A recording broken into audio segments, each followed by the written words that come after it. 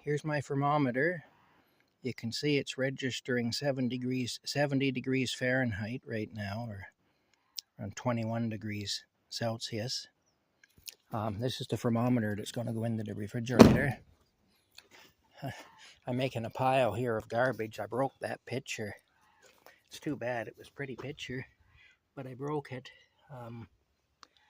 I did, trying to get it out. So that's garbage. Now, it wasn't meant to be, but it is. I built this for the cats at one time. I put it in front of the window in my house so they could climb on it and they could go up and they could, be in front of the window and stuff like that. It's not going to be used again now, though, so I'm going to just take it apart and I'll have the wood. I'll use the wood for other things. This is the refrigerator.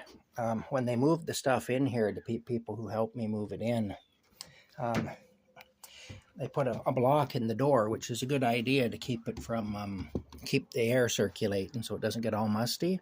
But what happened is the block fell down and it made a big gap at the bottom of the door now. It basically warped the door. But still, I'm not going to be, there's the block there that they put in it. I just threw it in there for now. I'm going to clean this fridge. I am. It does need to be cleaned. It doesn't smell bad, though. Finding all kinds of wild things in here. Old glass automotive lenses. Right there. Well, that's not part of that, I guess, but yeah, bezels. That's a plastic one. More bezels. That's from a 47 Dodge. That's from my old car that I had. These parts are all from old cars I had. That's a radio heater control bezel from a 1984 Chev Impala I had. When I got it, the old push-button radio didn't work. So I took it out and I actually installed a Ford radio, which was a low-profile thing. It fit perfectly. I had to get the wiring diagram from a mechanic at the Ford dealership because Ford wiring and GM wiring don't match. But I also got a wood-grained one of these out of the junkyard instead of just the plain one. And I figured if I ever want to put an old push-button radio back into it, I'll keep this bezel. And all I did was I cut these pieces out for the knobs. I just took a hacksaw and I cut these pieces out.